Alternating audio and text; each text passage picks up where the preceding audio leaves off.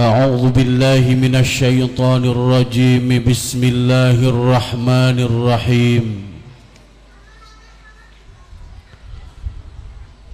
وننزل من القرآن ما هو شفاء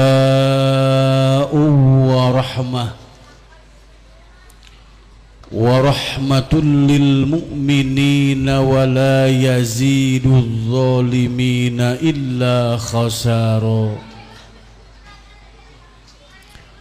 وقال تعالى: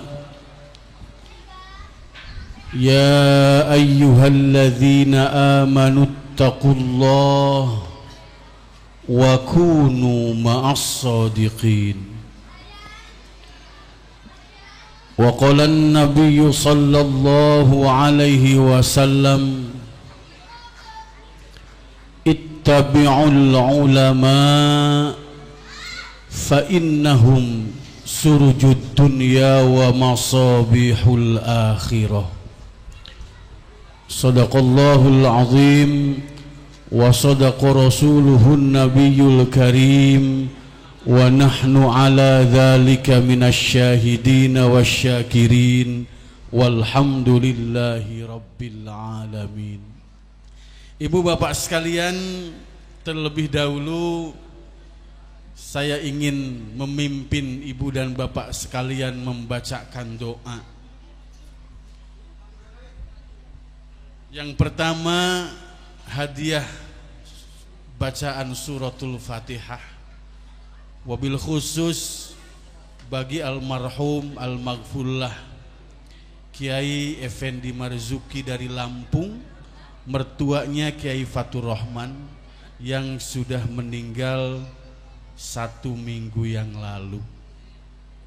Mudah-mudahan beliau berada di alam barzakh mendapatkan rahmat dan maghfirah Allah Subhanahu wa ta'ala. Allahumma ighfir lahu warhamhu wa'afihi wa'fu anhu wa akrim nuzulahu wa wassi' madkhalahu waj'alil jannata mathwah. Al-Fatihah. A'udzu billahi minasy syaithanir rajim. Bismillahirrahmanirrahim. Alhamdulillahi rabbil alamin. Ar-Rahmanir Rahim. Maliki yaumiddin. Iyyaka na'budu wa iyyaka nasta'in. Ihdinas siratal mustaqim. Siratal ladzina an'amta 'alaihim ghairil maghdubi 'alaihim waladdallin. Yang kedua, bacaan suratul Fatihah wabil khusus bagi mertuanya Bapak Kiai Khatim Murtado yang sedang sakit, Bapak Kiai Ahmad Dahlan Purwokerto. Mudah-mudahan Allah Subhanahu wa ta'ala segera memberikan kesembuhan kepada beliau. Allahumma ishfi anta syafi la shifaa illa shifauka shifaan la yughadiru saqaman. Al-Fatihah. A'udzu billahi minasy syaithanir rajim. Bismillahirrahmanirrahim. Alhamdulillahi rabbil alamin. Arrahmanir rahim. Maliki yaumiddin. Iyyaka na'budu wa iyyaka nasta'in. Ihdinas siratal mustaqim. Siratal ladzina an'amta 'alaihim ghairil maghdubi 'alaihim waladdallin. Selanjutnya para kiai, para masyayikh, mohon izin saya mau berdiri biar gantengnya kelihatan oleh ibu-ibu. Lagian saya masih muda dan insya Allah masih sanggup berdiri. Ibu bapak hadirin wal hadirat, para ulama, para kiai, para masyayikh yang berbahagia, pada hari ini kita sangat berbahagia. Wabil khusus saya merasa bahagia karena saya bisa menyaksikan anak-anak santri dan santriwati, generasi penerus perjuangan para ulama generasi penerus perjuangan para pemimpin. Mereka membacakan ayat-ayat suci Al-Quran bil ghaib dengan fasih, membaca doa khatmil Quran dengan fasih. Sungguh kebahagiaan yang luar biasa. Saya saja yang datang dari jauh merasa berbahagia, apalagi guru-gurunya di sini, apalagi ibu dan bapak orang tuanya di sini, pasti merasa berbahagia mempunyai anak-anak seperti mereka. Alhamdulillah. Mereka dengan fasih membacakan doa khatmil Quran, membacakan ayat-ayat Al-Quran. Walaupun ini Bu, walaupun saya tidak tahu apa ibu dan bapaknya hafal apa enggak bacaan yang tadi. Hafal enggak Bu? Anaknya hafal, ibunya ora hafal, bapaknya juga kagak hafal. Tapi alhamdulillah berkah anak-anak ibu dan bapak sekalian ditempatkan di tempat ini, belajar di tempat ini, diasuh oleh para asatidz, para kiai di pesantren ini, sehingga mereka mampu mengkhatamkan Al-Quran. Dan saya yakin insyaallah ta'ala dari mereka anak-anak kita yang tadi akan lahir generasi-generasi penerus perjuangan para ulama. Amin. Dari mereka anak-anak kita yang tadi akan lahir generasi penerus perjuangan para pemimpin. Amin ya robbal. Dan yakin apabila para pemimpin itu adalah para pemimpin yang faham Al-Quran. Al-Quran merupakan internalisasi dari segala kehidupan yang mereka lakukan. Insya Allah kalau mereka jadi pemimpin akan menjadi pemimpin yang amanah. Amin. Jadi dokter yang hafal Quran, jadi pejabat yang hafal Quran, jadi pegawai negeri yang hafal Quran. Dan insya Allah kalau mereka yang hafal Quran, yang faham Quran, kemudian menjadi pemimpin bangsa ini, mereka insya Allah tidak akan korupsi. Insya asal Al-Quranul Karim betul-betul menjadi pegangan hidup mereka. Saya hanya ingin memperkuat tema yang ada di depan kita. Alhamdulillah panitia membuat tema. Dan biasanya kalau mubalik tidak dikasih tema, ngomongnya suka kesana kemari. Kemana bicaranya, pokoknya yang inget diomongkan. Karena yang gak inget gak bisa diomongkan. Kuatkan agama dengan ilmu. Siapapun orang yang beragama tanpa ilmu, maka tidak akan sempurna keberagamaannya. Oleh karena itu anak-anak kita, persiapkanlah mereka dengan ilmu.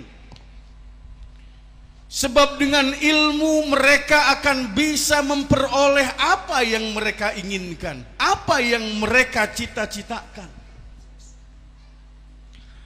Man arada dunya fa'alaihi bil ilmi. Barang siapa yang menginginkan dunia, makalah hendaknya dengan ilmu. Wa man aradal akhirata fa'alaihi bil ilmi. Barang siapa yang menghendaki akhirat, itu juga harus dengan ilmu. Wa man aradahuma. Dan barang siapa yang menghendaki keduanya, dunia dan akhirat, fa'alaihi bil ilmi, maka hendaknya dengan ilmu. Kita menginginkan umat Islam yang berkualitas, muslimin yang wal muslimat yang berkualitas, yang betul-betul memahami agamanya. Mereka akan faham agama kalau mereka berilmu. Punten ibu bapak, saya ora iso bahasa Jawa.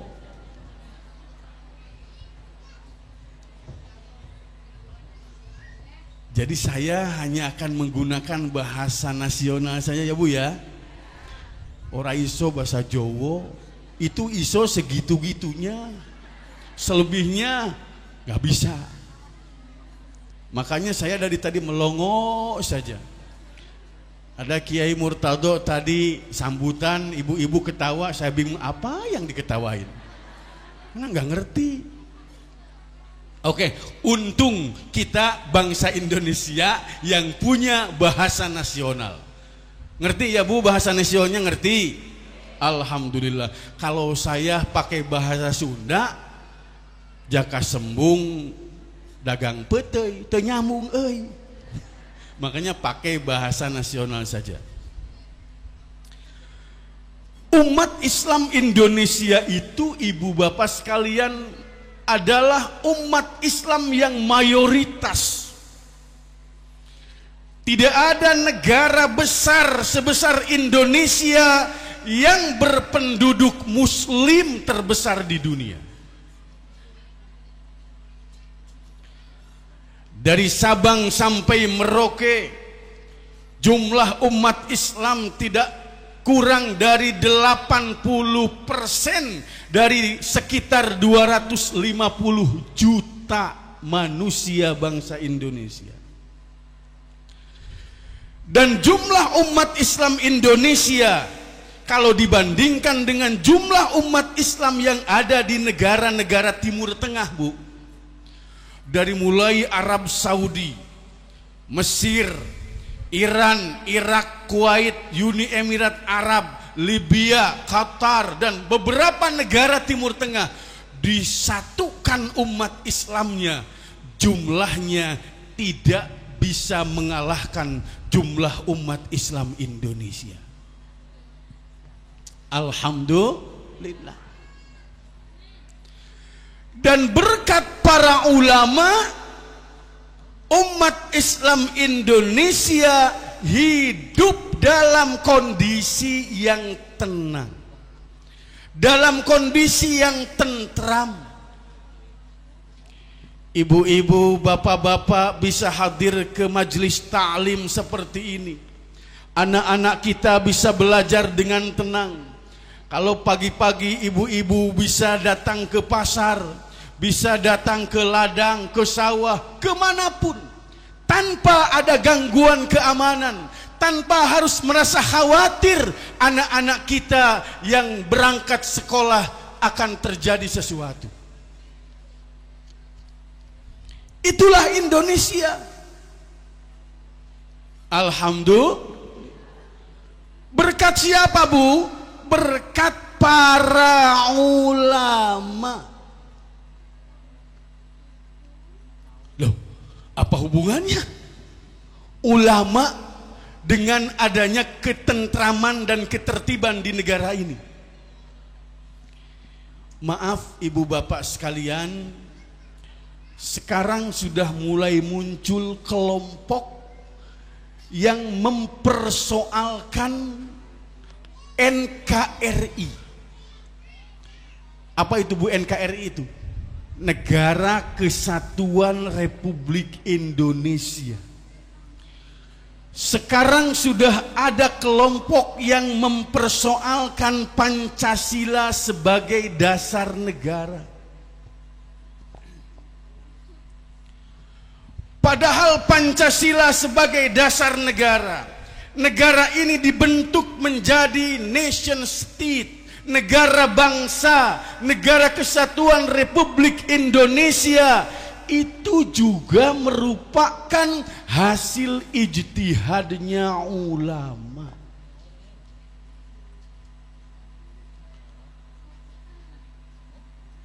Panitia yang membentuk negara ini di dalamnya adalah ulama. Ada Kiai Haji Wahid Hashim, bapaknya Gus Dur, putranya pendiri NU Syekh Hashim Asy'ari. Beliau mewakili umat Islam yang besar yang berhimpun di dalam Jam'iyah Nahdlatul Ulama. Tidak mungkin ulama menjerumuskan umatnya. Tidak mungkin ulama membawa umatnya kepada kesesatan. Saya punya keyakinan dan yakin, hakul yakin, bahwa NKRI ini yang salah satunya dibentuk oleh para ulama merupakan jalan tengah untuk kemaslahatan umat Islam. Amin ya Rabbal Alamin. Sekarang tiba-tiba ada kelompok. Apa itu NKRI? Apa itu Pancasila? Apa itu nasionalisme? Itu tidak ada dari nabinya, tidak ada dari rasulnya. Yang ada adalah khilafah, yang ada adalah negara Islam. Dan saya yakin yang ngomong begitu tidak lebih pintar dari Kiai Wahid Hashim. Yang ngomong seperti itu tidak lebih pintar dari kiainya kiai-kiai NU. Jangankan Kiai NU yang ada di pengurus besar Nahdlatul Ulama, dan saya yakin yang ngomong seperti tadi tidak lebih pinter dari anggota NU yang ada di kampung-kampung. Maaf. Malah mereka ingin seperti Afghanistan, malah mereka ingin seperti di Irak, malah mereka ingin seperti di negara-negara Timur Tengah, yang padahal orang-orang Timur Tengah sendiri mereka menginginkan seperti di Indonesia. Paham Bu, paham? Makanya ibu, bapak jangan ragu-ragu ikut NU. Punten Romo Kiai, saya bicara dengan pengurus NU Bogor. Ada ibu-ibu yang diberi baju seragam muslimat, ketika dibawa ke rumah, anaknya melarang ibunya memakai baju seragam muslimat seperti ini. Lalu bajunya itu dibawa lagi ke pengurus cabangnya. Pengurus cabang muslimatnya nanya, kenapa Bu bajunya dikembalikan? Anak saya melarang saya memakai baju muslimat NU.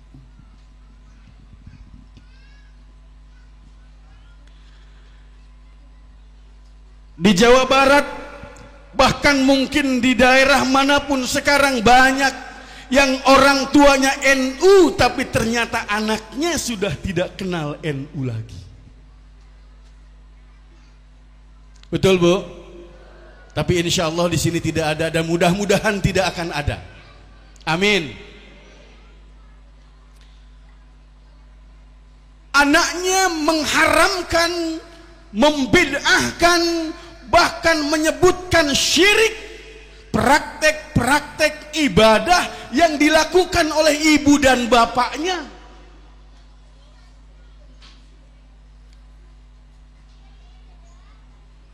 Tahlilan haram, bid'ah. Istighosahan, bid'ah. Semua ubudiyah yang dilakukan oleh warga NU dianggap bid'ah, dengan alasan tidak sesuai dan tidak dicontohkan oleh baginda Rasul katanya. Muludan bid'ah, rajaban bid'ah. Waduh, ini apa yang gak bid'ah kalau begitu? Kalau alasannya karena tidak pernah ada di zaman Rasul, saya bilang begini, kalau ente punya alasan seperti itu, wajah ente itu wajah yang paling bid'ah. Loh, kenapa? Zaman Rasul tidak pernah ada wajah model wajah begini. Berarti kalau tidak ada di zaman Rasulnya, wajah ente wajah yang sangat bid'ah. Bayangkan, bilang ini bid'ah, itu bid'ah. Dia datang pakai mobil, di jas kayak begini. Bagaimana? Tidak konsisten. Oleh karena itu, ibu dan bapak sekalian, ittabi'ul ulama, ikuti ulama. Bagi kita yang mempunyai tradisi-tradisi keagamaan yang diajarkan oleh para ulama dengan sanad dan silsilah keilmuan yang jelas, yakinkan itu adalah yang baik, itu adalah yang benar, ikuti, jangan ragu-ragu. Tradisi pesantren itu Bapak, Ibu, kiai tidak sembarangan mengajarkan ilmu kepada santri. Ketika kiai mengajarkan ilmu, kiai itu punya guru. Gurunya kiai juga punya guru. Gurunya guru ada gurunya lagi. Silsilah keilmuan itu nyambung. Nah, hari ini di pesantren orang tua saya, pesantren mertua saya, kebetulan abah saya kiai, mertua juga kiai. Jadi kiai sama kiai besanan gitu ya. Ada ikhtitam Sahih Bukhari. Dan rutin itu setiap tahun. Santri yang menghatamkan kitab itu punya silsilah keilmuan yang nyambung sampai Imam Bukhari. Saya membaca kitab Ihya Ulumuddinnya Imam Al-Ghazali, dan insya Allah saya punya sanad muttasil sampai Imam Ghazali, dan itu tertulis itu. Saya dapat dari guru saya, guru dari gurunya, terus tertulis, ittisal, bersambung. Jadi keilmuannya bisa dipertanggungjawabkan. Beda dengan yang sekarang, Ibu. Sekarang itu gurunya, anak-anak sekarang di kampus-kampus apalagi, gurunya Syekh Google. Faham Bu, Syekh Google Bu?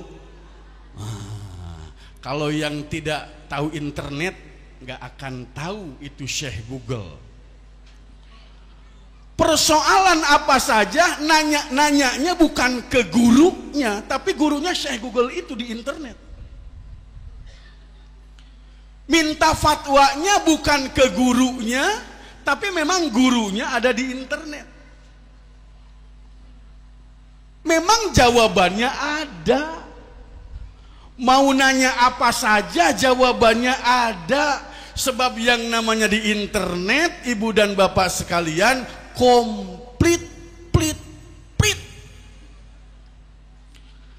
Dari mulai sajadah sampai haram jadah ada di situ. Mau nanya apapun ada jawabannya, tapi apakah jawabannya itu bisa dipertanggungjawabkan secara ilmiah atau tidak?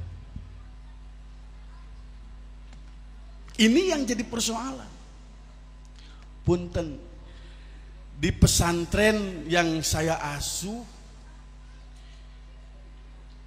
ya terpaksa itu tadi Bang. Anak-anak santri diberi tugas untuk membuat makalah, membuat tulisan tentang Ahlus Sunnah wal Jamaah. Karena NO ya Ahlus Sunnah wal Jamaah, disingkatnya Aswaja. Tapi Aswaja itu bukan asli wanita Jawa, bukan, Bu. Ahlus Sunnah wal Jamaah. Saya memberi kebebasan kepada para santri, silahkan mencari maroji' dari berbagai kitab, termasuk dari internet. Ya, karena itu tidak bisa dihalangi, Pak, Ibu. Internet itu sekarang tidak bisa dihalangi, tidak bisa dilarang. Dari HP saja, dari handphone saja, Ibu, dari benda sebesar ini bisa mengakses internet, apapun ada di sini. Nggak bisa dilarang. Makanya diarahkan. Alhamdulillah, dalam waktu yang singkat anak-anak santri mampu membuat tulisan makalah tentang Ahlus Sunnah wal Jamaah, dibagi per kelompok, dan maroji'nya, buku-buku dan kitab-kitab sumbernya banyak. Tapi setelah saya baca, baru saya kaget. Loh, kok aswajanya begini? Akhirnya ketemu, Pak, dan saya baca. Ada kitab buku judulnya asli Ahlus Sunnah wal Jamaah, asli itu judul. Sudah ada terjemahnya. Saya baca 1 halaman, 2 halaman tidak ada masalah. Tapi ketika masuk halaman berikutnya, di dalam buku itu disebutkan bahwa 2 tokoh yang kita anggap, Nahdiyin menganggap itu adalah tokoh ulama Ahlus Sunnah wal Jamaah, Al-Imam Abu Hasan Al-Asy'ari dan Al-Imam Abu Mansur Al-Maturidi. Ternyata di dalam buku itu, di dalam kitab itu, 2 ulama kebanggaan kita itu dimasukkan dalam kategori Ahlul Bid'ah, bukan Ahlus Sunnah. Waduh, akhirnya saya buka lagi kitab itu. Ini karangan siapa sih kitab ini? Penerbitnya di mana? Ternyata penerbitnya hebat, Pustaka Imam Syafi'i penerbitnya. Dan ternyata kitab Ahlus Sunnah wal Jamaah itu disusun oleh tokoh ulama Salafi Wahabi. Oleh karena itu, hari ini ketika kita berbicara Ahlus Sunnah wal Jamaah, mereka pun berbicara Ahlus Sunnah. Orang-orang Wahabi sekarang, mereka tidak mau disebut Wahabi, tapi mereka mengatasnamakan diri sebagai kelompok Salafi. Padahal Salafi jeung Wahabi teh eta keneh. Paham, Bu? Tak eneh. Itu juga. Mereka tidak mau disebut Wahabi, mereka mengatasnamakannya kelompok Salafi. Dan di kota Tasikmalaya ada pesantren Salafi sebagai pusat pengkaderan kelompok Salafi tingkat nasional. Di kota Tasik, ya, luar biasa. Di tengah kota mereka mampu membeli tanah yang harganya luar biasa. Sudah puluhan hektar dan santrinya datang dari seluruh Indonesia, bahkan dari beberapa negara tetangga. Tempat kaderisasinya. Oleh karena itu, peran para ulama, peran para kiai Nahdlatul Ulama hari ini mengkader anak-anak seperti tadi. Dan itu dilakukan oleh para kiai, para ulama yang ada di kampung-kampung. Yang dengan istiqomah, tanpa ada upah, tanpa ada pamrih, mereka mendidik anak-anak itu supaya menjadi generasi-generasi yang faham Al-Quran, generasi-generasi muslim ahlus sunnah wal jamaah yang menghormati ilmunya para ulama.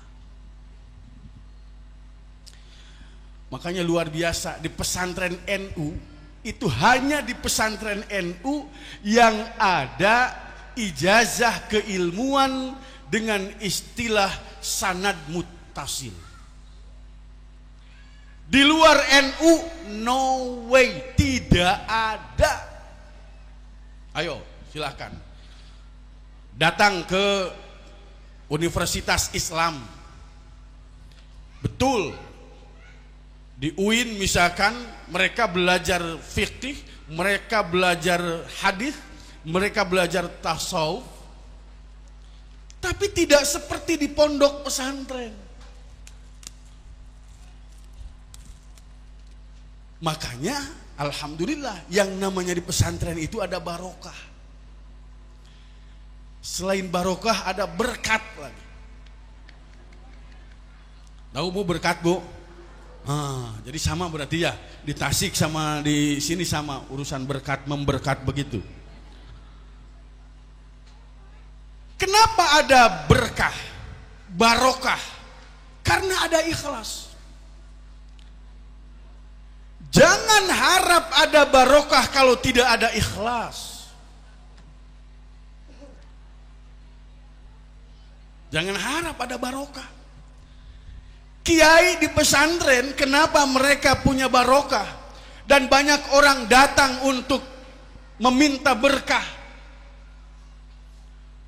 Karena para kiai, para ulama di pesantren itu, mereka mengamalkan ilmu ikhlas lillahi ta'ala. Saya nanya Bu,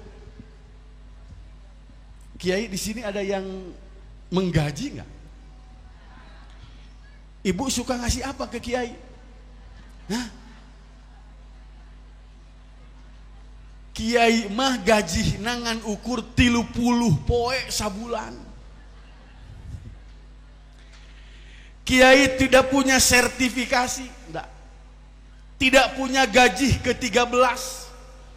Boro-boro gaji ke-13, kahiji, kedua, katilu, nepi ke-12 gitu aya. Nggak ada.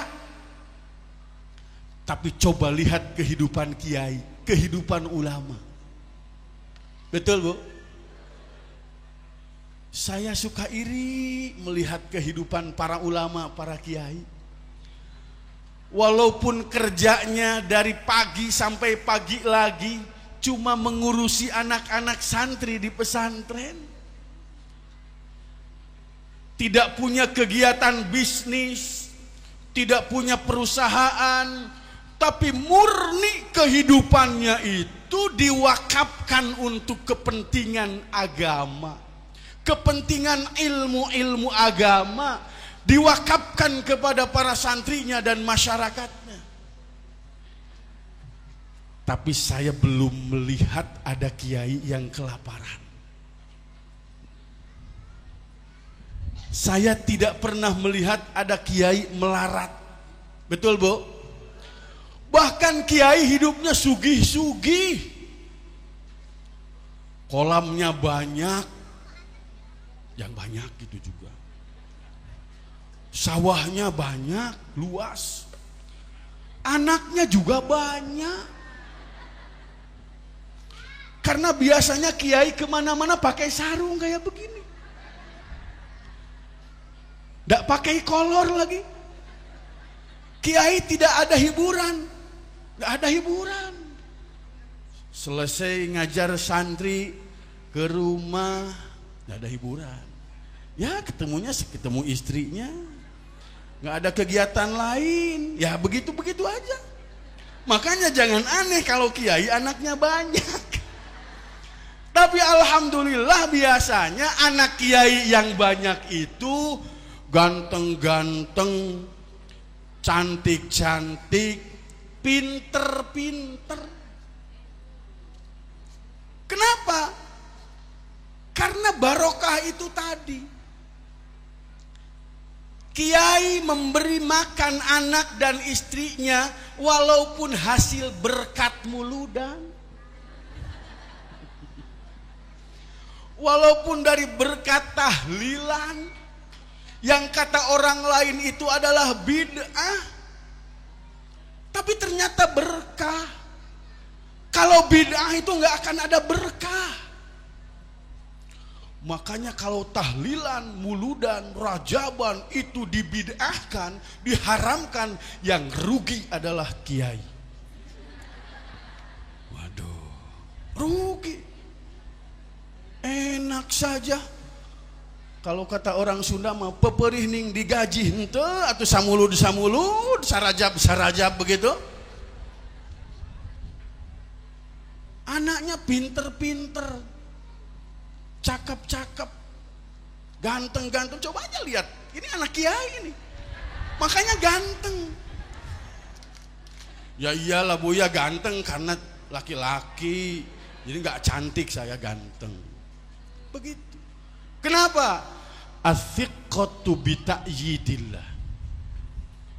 Kiai ulama percaya sepenuhnya terhadap pertolongan Allah Subhanahu wa taala.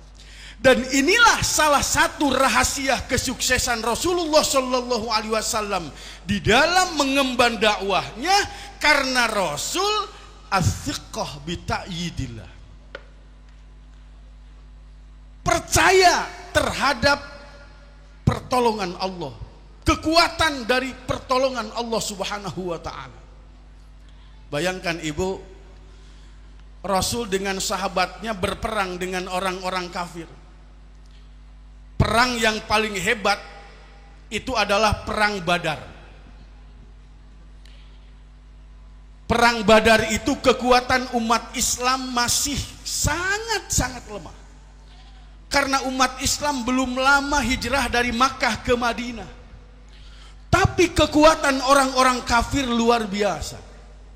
Ketika terjadi peperangan yang langsung dipimpin oleh Rasulullah Shallallahu alaihi wasallam, ternyata umat Islam ada di pihak yang menang. Kenapa menang? Walaqad nasarakumullahu bi Badri wa antum adillan.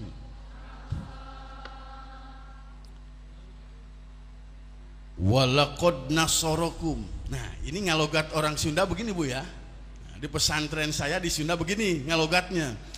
Walaqad nasarakum, jeung yakti nyata geus nulungan ka aranjeun saha Allahu Allah bi Badrin di Badar. Wa antum bari ari aranjeun azillah, eta aya dina kondisi anu lemah. Nggak tahu kalau dengan logat Jawa ini gimana. Saya hafalnya begini. Paslun utawi iki iku pasal sewiji. Kata orang Sunda, paslun ari ieu eta pasal sahiji. Sama sebetulnya ya, sama. Hanya sayang saya tidak belajar di pesantren Jawa. Saya murni belajarnya ke almarhum al-maghfurlah, selain abah saya sendiri dari Kiai Haji Muhammad Ilyas Ruhyat. Cipasung, mantan Rois Am PBNU. Ya, baca lugohnya seperti tadi, Pak. Walaqad nasarakum jeung yakti nyata geus nulungan ka aranjeun saha Allahu Allah. Bibadrin bibadar wa antum bari ari aranjeun adillah eta aya dina kondisi anu lemah. Gitu. Beda kalau orang Sunda itu halus. Kalau orang Jawa itu kandel. Makanya kalau orang Sunda nyanyi sambil ngendong anak, rep deng deng talaga burit, rep sakedeung nepi ka burit. Orang Sunda itu. Kalau orang Jawa mungkin karena lidahnya beda, rep dendeng telaga burit, rep sekedeng nepi ka burit. Kondisi lemah tapi menang. Kenapa? Hanya karena ada pertolongan Allah Subhanahu wa taala.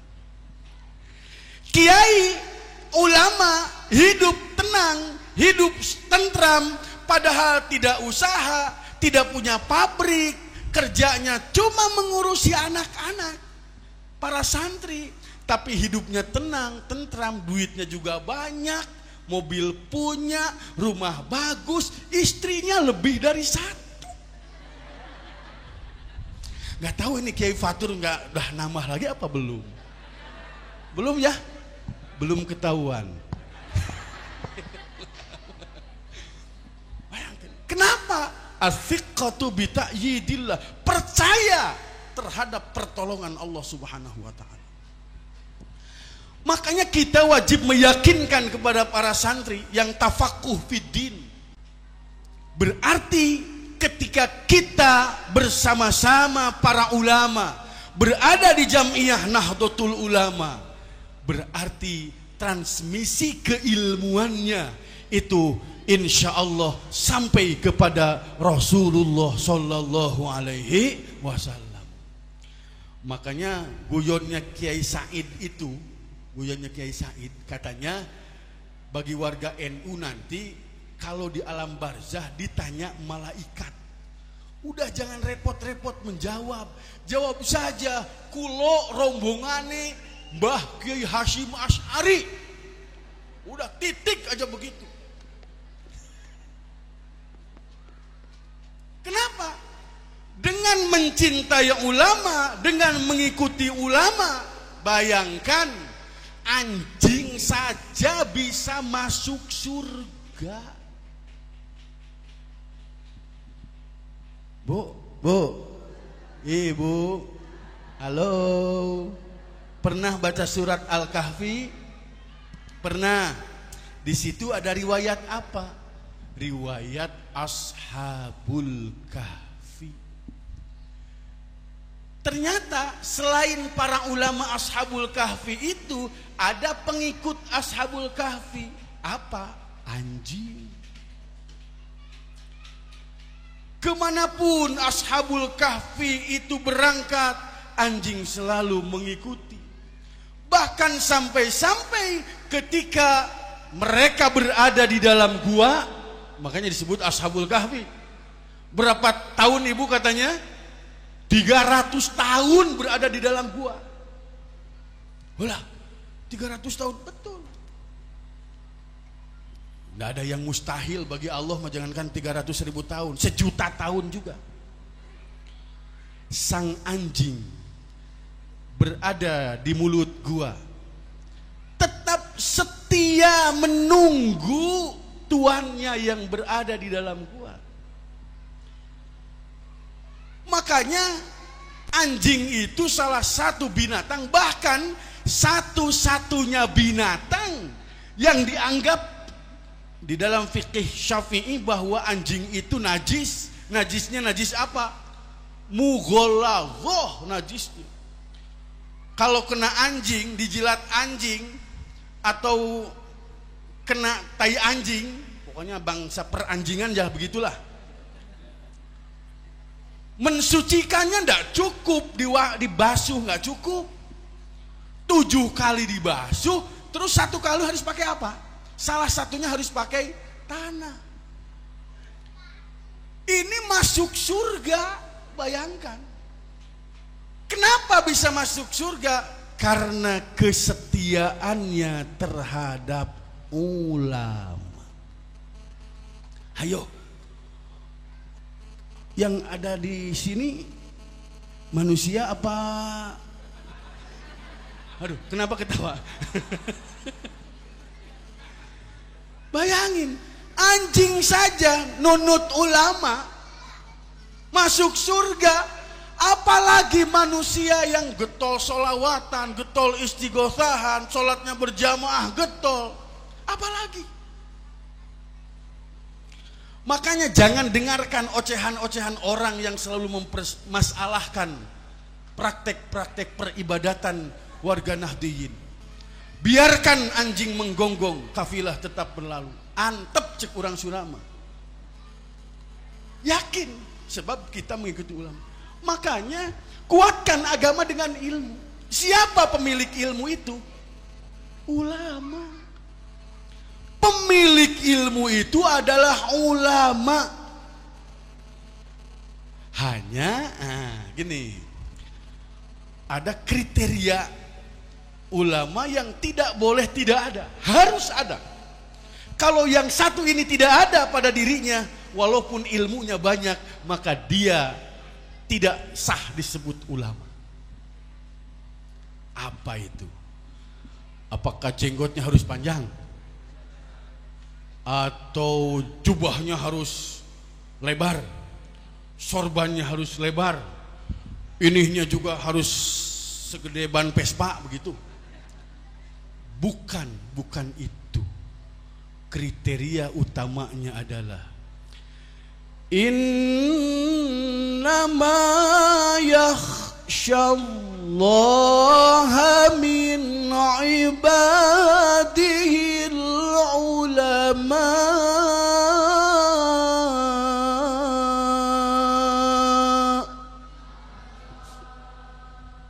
Apa itu? Khosyah. Apa Bu? Khosyah itu artinya opo? Khosyah itu takut. Di dalam ayat itu pakai innama.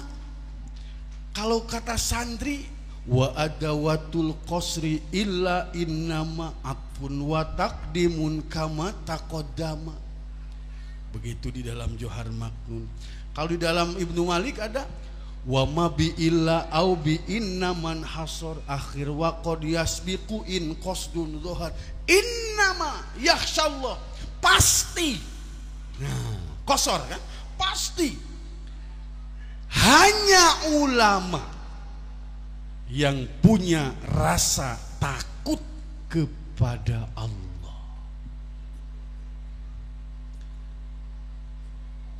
Orang pinter sekarang banyak. Yang ditangkap KPK bukan orang-orang bodoh. Betul? Yang ditangkap KPK, yang korupsi itu orang-orang pinter. Ada profesor, doktor, dosen teladan. Ada lagi politisi yang sudah pamornya moncer, digiring oleh KPK. Bukan orang-orang bodoh. Secara akademis mereka mempunyai gelar akademis tertinggi. Ibu, gelar akademis tertinggi itu sarjana S1, di atasnya ada sarjana S2, master, magister, di atasnya lagi ada sarjana S3, doktor. Tapi tidak ada sarjana S4, S5, S nong-nong, S puter, apalagi es krim, tidak ada itu. Ada punya gelar spesifikasi keilmuan, profesor. Tapi banyak yang digiring ke penjara karena melakukan kesalahan. Bahkan di Makassar itu ada profesor sabu-sabu.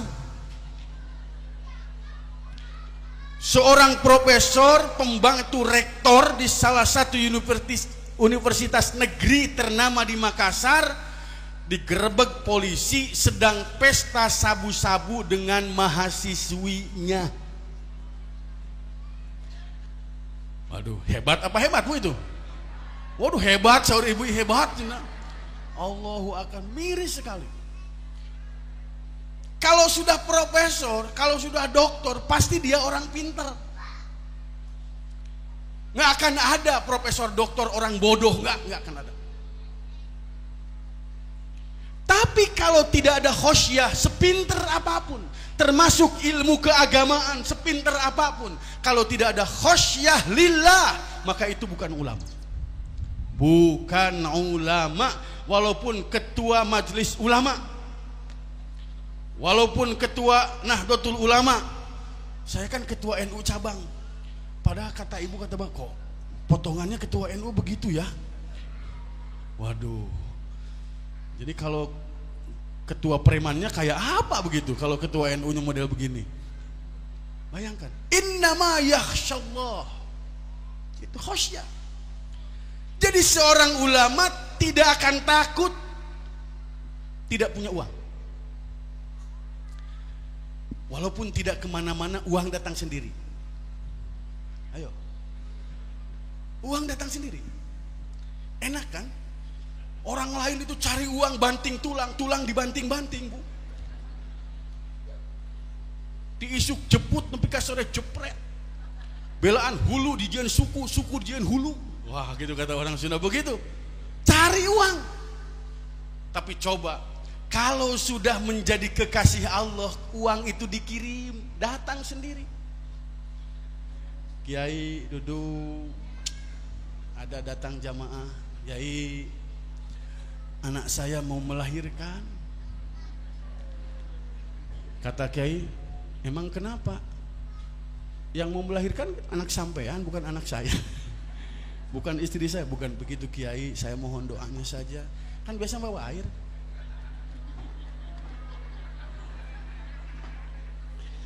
Kiai, tolong doain airnya biar anak saya lancar melahirkannya.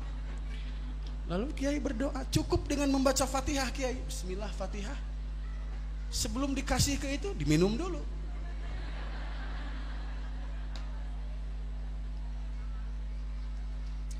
Pas dibawa ke rumah, baru saja datang ke rumah, belum dikasih minumnya, itu anaknya sudah melahirkan.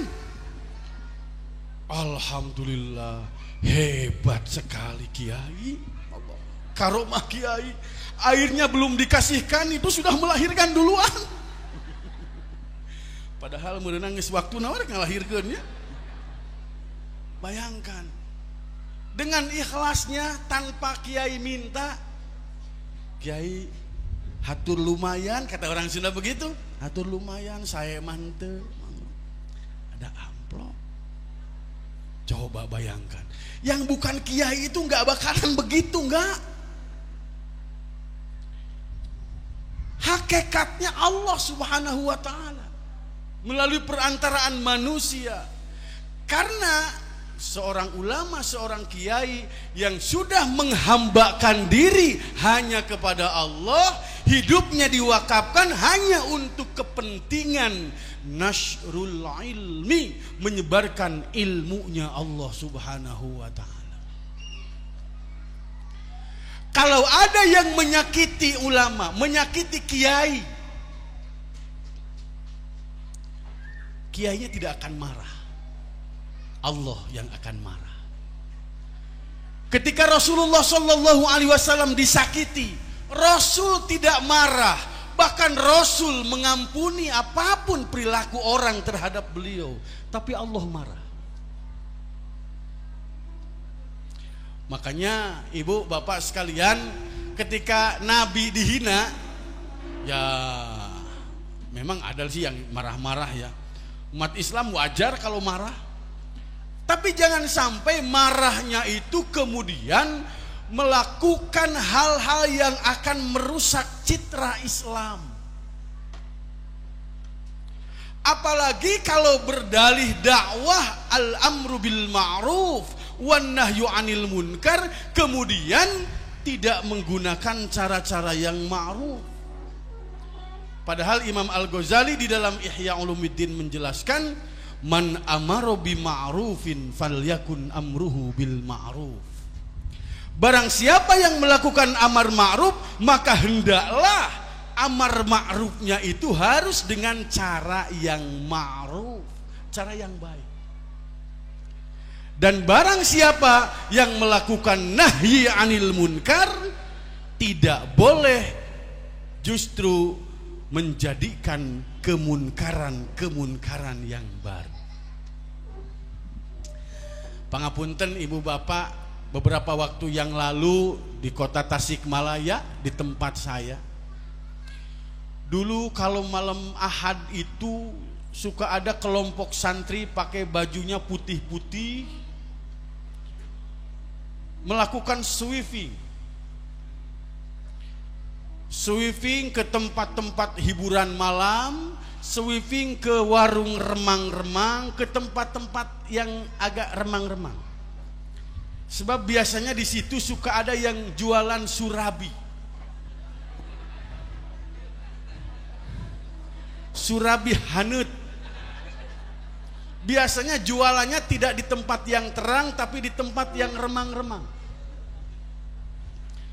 Disweepinglah oleh kelompok orang yang mengatasnamakan santri. Ternyata dia dapat di situ ada seorang wanita yang sedang menjajakkan diri. Ditangkaplah itu wanita, kemudian digunduli, pakaiannya dilucuti, kemudian digiring di tengah jalan. Bayangkan, coba fikir oleh ibu dan bapak sekalian, apakah itu tidak membuat kemunkaran baru? Tujuannya nahyil munkar, tapi kemudian